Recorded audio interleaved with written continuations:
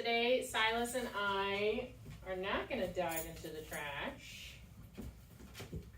Today, Silas and I continue to work on our down positioning. I made a point of focusing on working with him in the lobby because I want to start generalizing these obedience behaviors like sit down, loose leash walking in some different distraction areas. And we got some really, really good successes in our lobby space with some clients and even some dogs coming and going today. So continue to use the exercise that I demonstrated in Tuesday's video in order to capture that moment that he rolls his hips for you. Make sure to withhold your marker until you see those hips roll to the side in his down so that we only pay for the position that we want. I was able in the lobby to get him to roll into that down just with a little visual cue of kind of my hand moving to the side here after he got into the tucked down that we don't want to pay for. I just kind of gave him a little reminder, let's move that nose over to your left and that will cause your right hip to roll. And then I marked once I saw that hip roll onto his side, gave him a couple of cookies, and I was even able to work on our duration exercise once he was in that position. I took a couple of breaths and I kind of reached behind me to the bench that was behind me as if I were going to support myself to kind of sit down. And that was kind of where we ended it before I used a touch cue to get him out of the down. Yeah, because he's so good at it. It's his favorite thing to do. Yes. So just another reminder, when you're working on duration, you want to issue another cue. Yep, for your dog to go to break from the behavior they're holding for you. You don't want to just let them get up on their own and then do their own thing. The lesson there being you are to hold a position until I cue you to do something else. Last thing we worked on, another way I generalized the hip roll is that I used a thinner surface, a thinner soft surface to practice. So this blanket that I'm using today is not folded up and super cushy like the quilt that I used on Tuesday. So keep that in mind when you're working at home with him. If you're on a nice plush carpet for this exercise, he's going to be more comfortable doing it.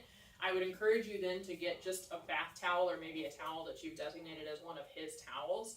Set that up on a harder surface and practice having him roll his hips on that. Just again, we're generalizing this behavior to less and less cushy surfaces until he understands that he can comfortably shift into that rolled hip down on a harder surface. That's going to be our goal next week, is to get him to move into that rolled hip position on any surface within the office here.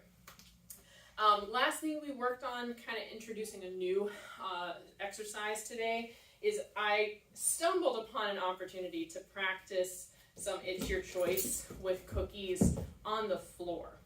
And it's a work in progress, but I'm just going to show you how you can introduce this as an exercise. So first thing we're going to do is we're going to remove this blanket because it's just one more issue. Yeah, one more little hurdle that we don't need to worry about, sir. And we're going to start our loose leash walking. So I'm just moving with him on my left. Yep, and I'm marking and giving him cookies. Very good. Yep. And then what I'm going to do is I'm going to give him one cookie. We're going to pivot, and I'm going to throw a cookie behind us.